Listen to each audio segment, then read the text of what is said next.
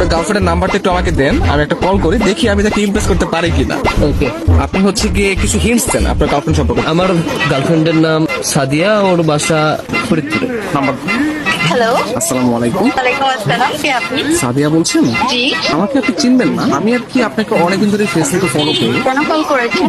আপনার পরিচয় কি? অ্যাকচুয়ালি আমার নাম হচ্ছে মাহিন, তো আপনি আমাকে চিনবেন না, পরিচয় দিয়েও লাভ নেই। আপনি দেখতে যেরকম সুন্দর, আজকে কল করার পর মনে হলো আপনার বয়সটাও এরকম সুন্দর। মানে আপনি সব দিক দিয়ে পারফেক্ট। মানে একটা মানুষ এত সুন্দর কিভাবে হয়, মানে আমি আর কি কল্পনা করেও পারতেছি না। ধন্যবাদ আপনাকে। আর কিছু বলবেন? আমি আবার অপরিচিত কারোর সাথে কথা বলি। দেখেন, পৃথিবীর প্রত্যেকটা জিনিসই কিন্তু হঠাৎ করে এই যে আজকে অপরিচিত বললেন, কালকে পরিচিত হতেও পারে। পরিচিত হতে তার ক্ষতি নেই, তাই না? অবশ্যই। কথা আমি ক্লিয়ারলি শুনতে পাই না, আবার একটু বলবেন?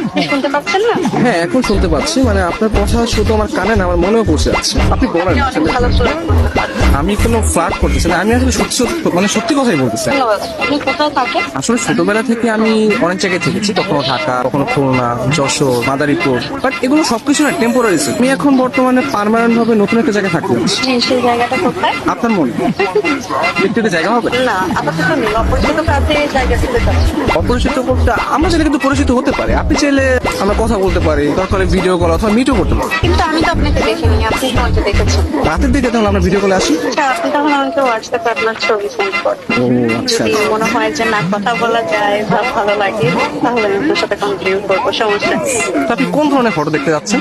আপনার কিছু ওয়াও টাইপের ছবি দিন, যেগুলো দেখে আমার ভালো লাগবে। আচ্ছা ঠিক আছে, আমি আপনাকে কিছু আমার সত্য সত্য পিক পাঠিয়ে। তার বাচ্চা সুন্দর সুন্দর কেন হঠাৎ পিক দিয়ে দিই। কে? আমি তুষার। আমি ফোন দিলে তোর ভাই আছে, তোমার এই ব্যস্ততা সে ব্যস্ততা